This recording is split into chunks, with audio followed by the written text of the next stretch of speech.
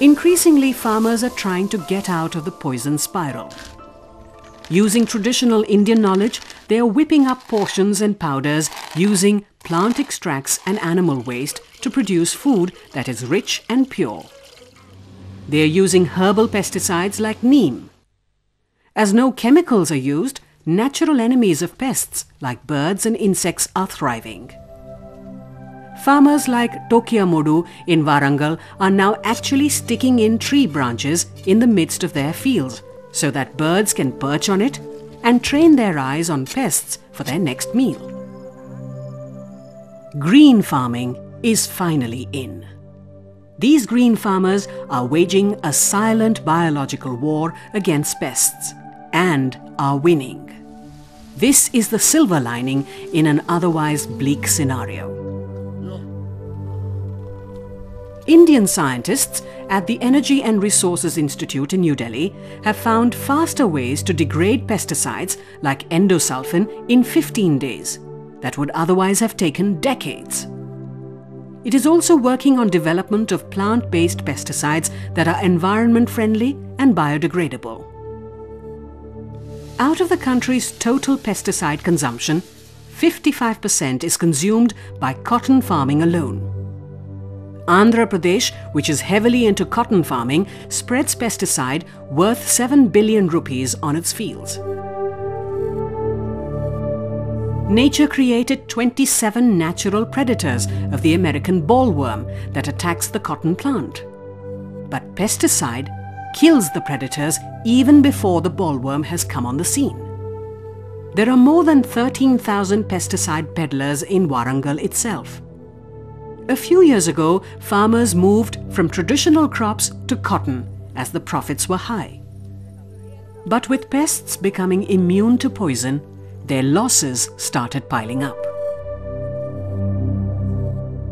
The story of Punjab was being played once again in Warangal. Cotton farmers are now caught in the pincer of debt. Hundreds committed suicide, unable to pay the piling debts that came with heavy investments in pesticide.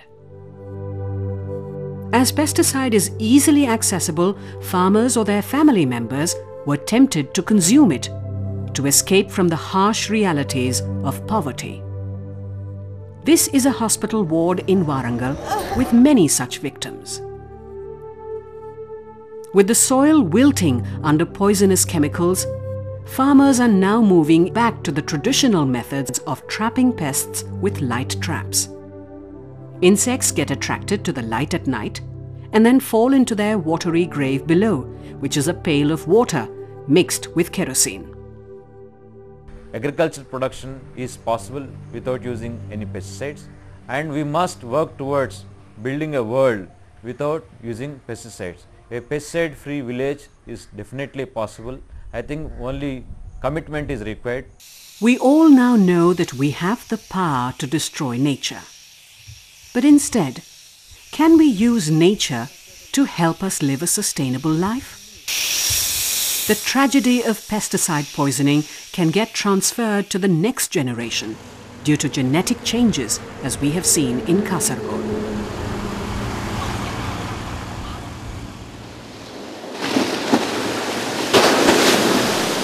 The frightening story of how India is being poisoned may not have easy solutions. But the longer we take to find answers, the shorter will be our lives. The World Health Organization estimates that over 70,000 people end up as victims of pesticide poisoning every year. Let us not be among them.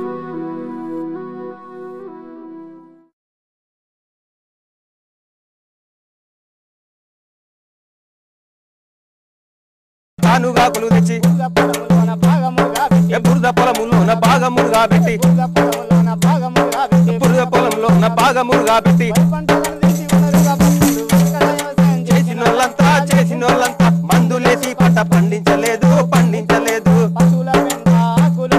పశువుల పెండ ఆకులు అలములు ఒక్క దగ్గరేసి భాగమురుగా పెట్టి